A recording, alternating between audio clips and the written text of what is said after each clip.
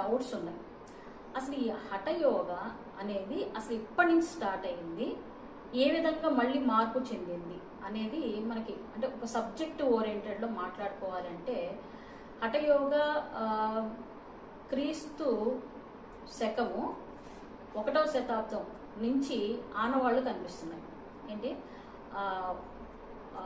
క్రీస్తు శకంలో ఉన్న అప్పుడు కొన్ని ఆ మార్పులు అనేవి జరిగిన తర్వాత, అష్టాంగ యోగం నుంచి కొంచెం మార్పులు జరిగిన తర్వాత అప్పటి నుంచి మనకి ఆనవాళ్ళు కనిపిస్తున్నాయి.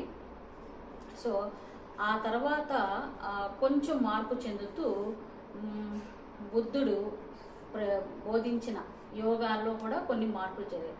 వాళ్ళు ఏంటంటే షట్ క్రియలు అంటే షట్ చక్రాలని యాక్టివ్ చేసే పద్ధతులని వీళ్ళు చెప్తూ వచ్చారు.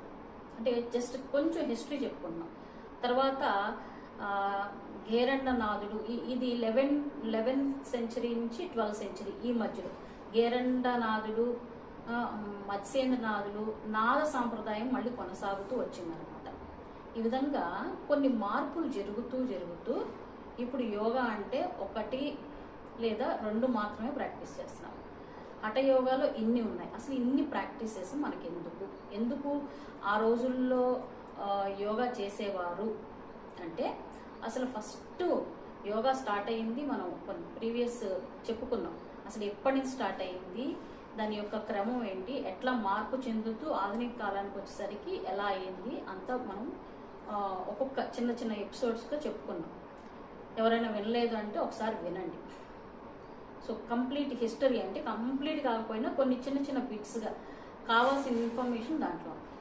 సో హఠయోగా ప్రాక్టీస్ అనేది ఆసనం చేయడం వల్ల ఏంటంటే వాళ్ళకి స్థిరత్వాన్ని కలిగించుకోవడానికి, అంటే ఎక్కువసేపు కదలకుండా కూర్చోనగలిగే శక్తిని రావడం కోసం, స్థిరత్వం కోసం. స్థిరత్వం అంటే శరీరం స్థిరంగా ఉండడం. ఎప్పుడు శరీరం స్థిరంగా ఉంటుందో మనసు అలానే స్థిరంగా అవుతుంది. మనసు ఎప్పుడు స్థిరం అవుతుందో బుద్ధి స్థిరం అవుతుంది. ఎప్పుడు బుద్ధి స్థిరం అవుతుందో మనం చెయ్యాలి అన్న దాని మీద కాన్సన్ట్రేషన్ పెరుగుతుంది. అది ఆసనం యొక్క ఉద్దేశం.